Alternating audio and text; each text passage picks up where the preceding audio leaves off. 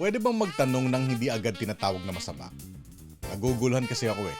May nagsabi kasi na kung walang Diyos, walang moral compass, na religion daw ang pinanggagalingan ng tama at mali. Pero habang mas binabasa ko ang Bible, mas marami akong tanong kaysa sa sagot. Hindi ito para manira, gusto ko lang umunawa. Halimbawa, may mga kwento sa Bible na mahirap ipaliwanag kung morality ang pinag-uusapan. Nandiyan ang kwento ni Lot at ng kanyang mga anak. Nilising nila ang kanilang ama at nakipagtalik sa kanya upang magkaanak. Makikita ito sa Genesis 19 verse 30 to 36. Ngayon, may magsasabi hindi naman inutos ng Diyos yun, kwento lang yun. Possible, pero may ibang talata na hindi lang kwento, patas mismo. Halimbawa, sa Leviticus 25 verse 44 to 46, pinapayagan ang pagbili ng alipin mula sa ibang bansa at maari silang ipamana bilang pag-aari. Sa Exodus 21 verse 20 to 21, may batas na kung bubugbugin ng amo ang alipin at mabuhay pa ng 1 o 2 araw, walang parusa dahil ang alipin ay itinuturing na property. Deuteronomy 21 verse 18 to 21, kapag ang anak ay suwail at ayaw sumunod sa magulang, dadalhin siya sa mga elder at babatuhin hanggang mamatay. Meron pang mas mabigat ha. Sa Numbers 31 verse 17 to 18, may utos na patayin ang mga lalaking bata at ang mga babaeng nakipagtalik na, ngunit iligtas ang mga babaeng virgin.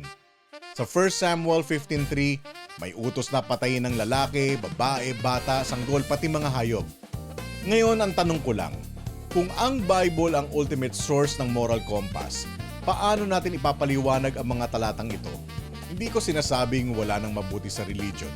Ang tanong ko lang, paano natin ito inuunawa? May isa pa akong tanong. Sabi ng iba, kailangan mo lang ng tamang religion. Pero alin dun? Napakaraming religion sa mundo at halos lahat na nagsasabi sila ang tama. May mga holy book, may mga tradisyon, may mga tagasunod na handang ipaglaban yun. At kahit sa loob lang ng Christianity, hindi rin iisa ang interpretation. Ayon sa Center for the Study of Global Christianity, may tinatayang mahigit 45,000 Christian denominations sa buong mundo. Ibig sabihin, kahit pare-parehong Bible ang hawak, napakaraming magkakaibang interpretasyon. May isa pang obserbasyon ha, kadalasan ang religion ng tao ay nakadepende kung saan siya ipinanganak. Kapag ipinanganak ka sa Pilipinas, malaki ang posibilidad na Catholic ka or Christian. Kapag sa India, malaki ang posibilidad na lumaki kang Hindu. Kapag sa Middle East, malaki ang posibilidad na Muslim. Kaya ang tanong ko, ang pinaniniwalaan ba natin dahil totoo o dahil iyon ang kinamulatan natin mula pagkabata? Kasi kapag universal truth, kadalasan pareho ang sagot kahit saan ka pumunta. Kung tanungin mo sa Pilipinas, 1 plus 1 equals 2.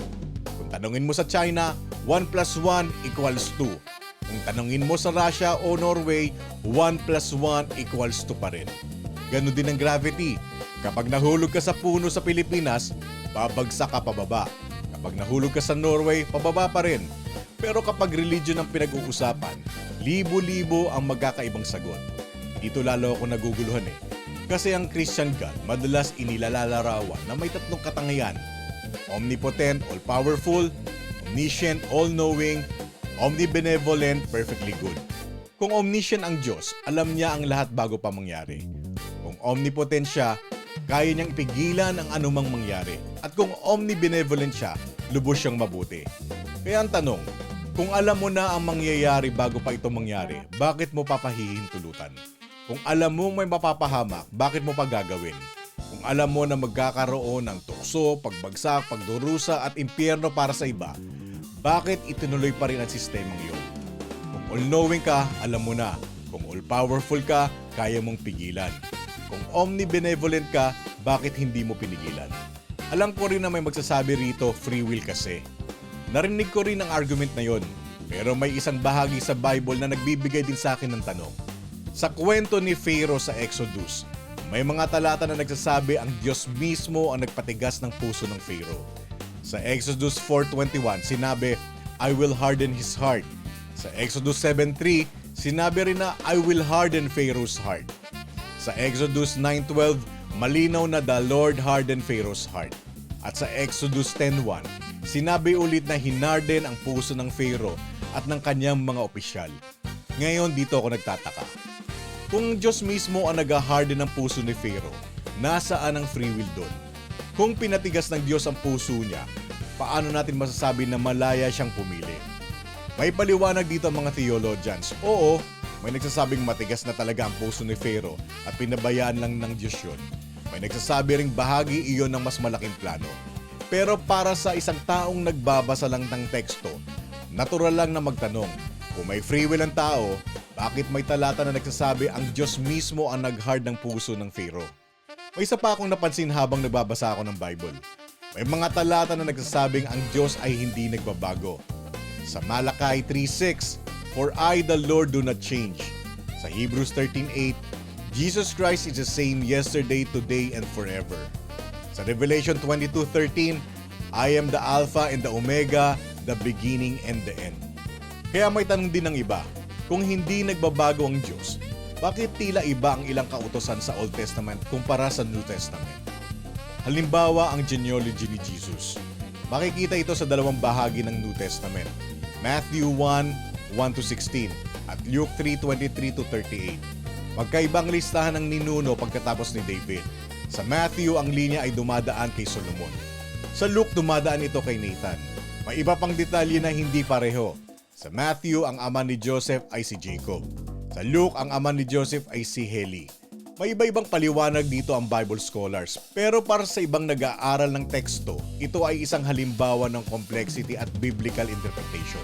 At may isa pa akong tanong dito, kung ang genealogy ni Jesus ay ina-align kay Joseph, paano iyon magiging malinaw na batayan? Ayon din naman sa paniniwala ng marami, hindi si Joseph ang biological father ni Jesus. Hindi siya ang tunay na ama sa dugo, bakit doon dadaan ang linya? Ano ang logic doon? Legal lineage ba yun? Adoptive lineage ba yun? O symbolic lang ba? Hindi ko ito sinasabi bilang claim. Tanong ko ito.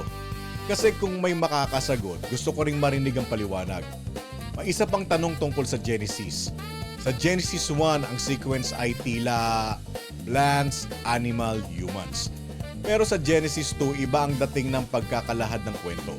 Kaya doon din pumapasok ang tanong ng iba tungkol sa order ng creation. May nagsasabing Genesis 1 overview, Genesis 2 detailed narrative, possible, pero para sa ibang nagbabasa ng Bible, ito ay halimbawa kung paano maaaring magkaroon ng ibang narrative at perspective sa parehong aklat. May mga tanong din mula sa science, halimbawa ang Noah's Ark. Sa Genesis, may sukat ang Ark, 300 cubits ang haba, 50 cubits ang lapad, 30 cubits ang taas. Ngayon may nagtatanong, paano kasya ang napakaraming hayop? Paano pinakain ang mga ito? Paano hinandle ang waste ng mga hayop? May iba na literal ang basa rito, may iba na symbolic ang tingin. May iba ring nagsasabing hindi ito tugma sa kasalukuyang geology at paleontology kung literal itong global flood. May iba pang kwento tulad ng ahas na nagsasalita sa Genesis, donkey na nagsasalita kay Balaam, si Jonah na nalunok ng malaking isda. Sa pananaw ng believers, ito ay miracles. Sa pananaw ng skeptics, maaring symbolic stories. At may isa pang mas malawak na tanong. May panahon sa kasaysayan na ang tao ay nag-iisip ng mundo sa paraang iba sa alam natin ngayon. May mga talata tulad ng Ecclesiastes 1:5 na nagsasabing the sun rises and the sun sets. At may kwento sa Joshua 10:13 na the sun stood still. Kaya may mga nagtatanong kung paano dapat basahin ang ganitong language. Literal ba? Phenomenological ba? Poetic ba? Ngayon, alam ng modern science na ang Earth ang umiikot at ang ganitong pananalita ay pwedeng basahin bilang observational language, hindi necessarily scientifically. Kung sa tingin ninyo may natutunan kayo rito o kung tingin nyo educational lang ganitong pag-uusap, paki-like, paki-share at paki-follow. Dagdag ko lang nagbabasa po ako ng Bible. Ilang beses ko na pong binasa ang Bible, kaya ako nagtatanong. Kung may sasagot sa mga tanong ko, sana verse din sa Bible ang gamitin nyo. Hindi lang sabi sa Bible. Mas maganda kung binabasa nyo rin mismo ang Bible. Kasi mahirap sagutin ang tanong kung hindi rin nababasa ang teksto. Welcome naman ang comments ng kahit sino. Pero suggestion ko lang basahin nyo rin ang Bible para mas maintindihan ninyo kung bakit ako nagtatanong. Hindi ko sinasabing mali ang lahat ng religion. Hindi ko rin sinasabing wala nang mabuti sa faith. Ang sinasabi ko lang, naguguluhan ako. Kung may makakasagot sa mga tanong ko na to, sana masagot nga. Yun lang. Pero sana, argumento ang sagot, hindi insulto. Verse laban sa verse, paliwanag laban sa tanong, kayo ang judge.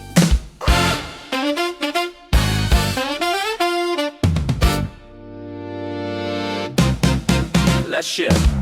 We bring back values, respect and pride.